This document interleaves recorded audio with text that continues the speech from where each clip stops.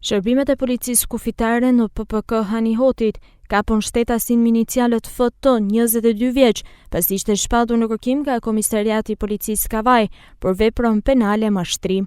Pas kallëzimit të bërë nga shtetësia me inicialet AR se 22 vjeçari kishte marrë një shumë të konsiderueshme parash nëpërmjet mashtrimit dhe nuk ja kishte kthyer më.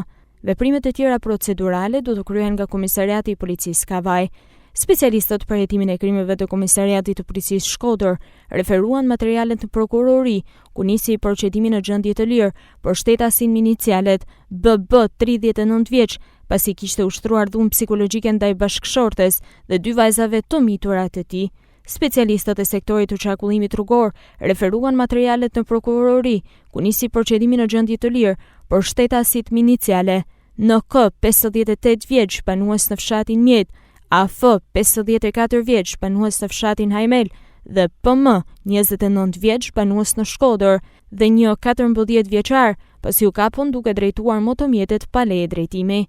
Materialet procedurale ju referuan prokurorisë pranë gjykatës së shkallës së parë të jurisdiksionit të përgjithshëm Shkodër për veprime të mëtejshme.